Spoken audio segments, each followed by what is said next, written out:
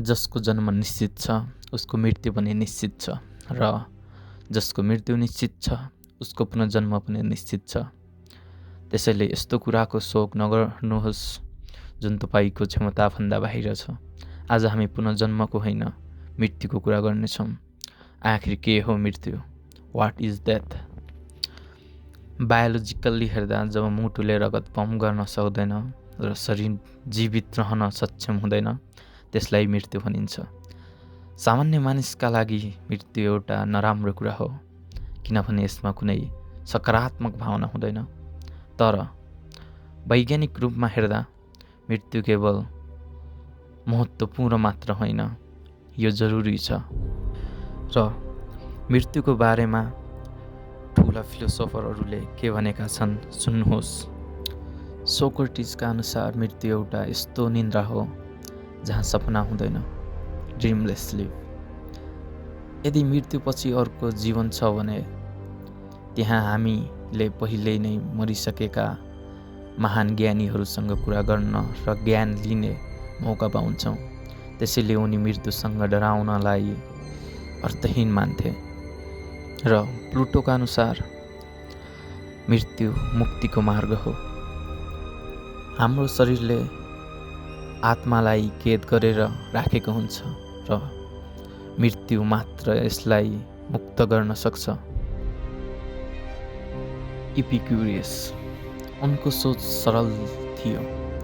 जबसम्म हामी जीवित छौँ मृत्यु छैन र जब मृत्यु आउँछ हामी हुँदैनौँ। त्यसैले मृत्यु र जीवन कहिले सँगै हुँदैनन्। सबैलाई थाहा छ मृत्यु निश्चित छ, तर पनि हामी किन डराउँछौँ? मेरो अनुसार यसका दुई कारण छन्, उद्देश्य र लगाव। उद्देश्य, हरेक मानिसको केही न केही उद्देश्य वा लक्ष्य हुन्छ जुन उसले पुरा गर्न चाहन्छ र त्यो उद्देश्य नै त्यसलाई अझै जिउने एउटा प्रेरणा दिन्छ। लगाव, हामीलाई अरूसँग मात्र होइन आफ्नै जीवनसँग पनि लगाव हुन्छ। जब कोही नजिकको व्यक्ति मर्छ हामीलाई उसको मृत्युले भन्दा पनि उप्रतिको लगाव र आफ्नो एक्लोपनले पीडा दिन्छ। हाम्रो मस्तिष्क प्राकृतिक रूपमै मृत्युबाट बच्नका लागि डिजाइन गरिएको छ। तर के हामीले मृत्युलाई खुसीका साथ स्वीकार गर्न सक्छौँ? आत्महत्या गर्ने व्यक्ति मृत्युसँग नडराएको होइन, बरु ऊ जीवन जिउनबाट डराएको हो। तर एउटा यस्तो अवस्था छ जहाँ मानिस जीवनलाई घृणा नगरी खुसीका साथ मृत्यु स्वीकार गर्छ।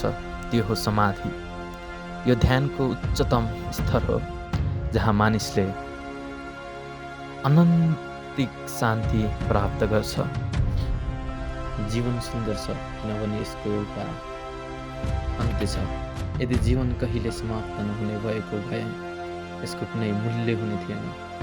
मृत्युले हामीलाई सम्झाउँछ कि हाम्रो समय सीमित छ र यसको कारणले हामीलाई जीवनलाई फुलेर बाँच्न सक्छौँ।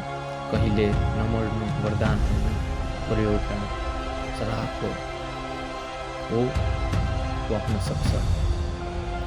एउटा वाक्य छ जसले मलाई निकै प्रभावित गर्छ, मोमेन्टो मोरी।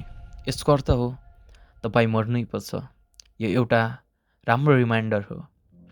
यदि तपाईँ राम्रो समयमा हुनुहुन्छ भने सम्झिनुहोस् कि तपाईँ मर्नै पर्छ र यदि नराम्रो समयमा हुनुहुन्छ भने पनि सम्झिनुहोस् कि तपाईँ मर्नै पर्छ। यसले जीवनमा सन्तुलन कायम राख्न मद्दत गर्छ।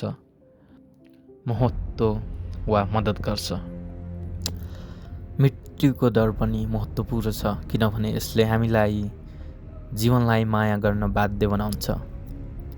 मार्कस ओरेलियसले आफ्नो पुस्तक मेडिटेसनमा भनेका छन्, तपाईँ 100 वर्ष बाँच्नुहोस् वा हजारौँ वर्ष बाँच्नुहोस्, गुमाउने भनेको केवल वर्तमान मात्र हो। तपाईँले त्यो कुरा कहिल्यै गुमाउनु सक्नुहुन्न जुन तपाईँको छँदै छैन।